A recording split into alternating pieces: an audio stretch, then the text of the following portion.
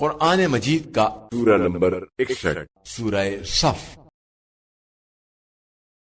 شروع کرتا ہوں اللہ کے نام سے جو بڑا مہربان نہایت رحم والا ہے۔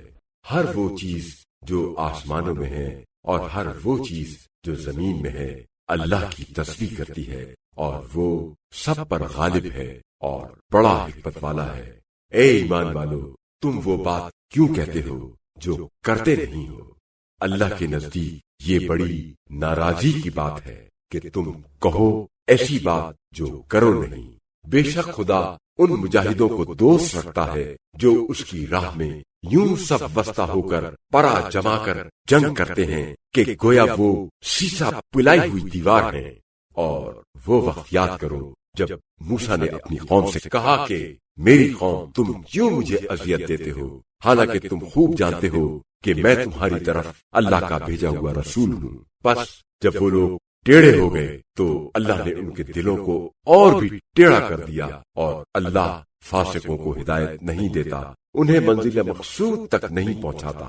اور وہ وقت یاد کرو جب عیسیٰ ابن مریم نے کہا کہ اے بنی اسرائیل، میں تمہاری طرف اللہ کا بھیجا ہوا رسول ہوں، میں اس توریت کی تصدیق کرنے والا ہوں جو مجھ سے پہلے آئی ہے اور جو موجود ہے، اور خوشخبری دینے والا ہوں ایک رسول صلی اللہ علیہ وآلہ وسلم کی جو میرے بعد آئے گا، جس کا نام احمد صلی اللہ علیہ وآلہ وسلم ہوگا۔ پھر جب وہ کھلی نشانیاں معجزے لے کر ان کے پاس آئے تو ان لوگوں نے کہا یہ تو کھلا ہوا جادو ہے، اور اس شخص سے بڑا ظالم کون ہوگا جو اللہ پر جھوٹا بہتان باندھے، حالانکہ اسے اسلام کی طرف بلایا جا رہا ہے۔ اور اللہ ظالم لوگوں کو ہدایت نہیں دیتا، انہیں منزل مقصود تک نہیں پہنچاتا۔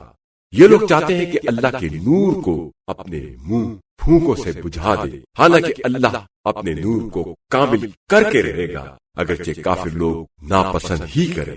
وہ وہی ہے جس نے اپنے رسول صلی اللہ علیہ وآلہ وسلم کو ہدایت اور دین حق کے ساتھ بھیجا تاکہ اسے تمام دینوں پر غالب کر دے، اگرچہ مشرکین ناپسند کریں۔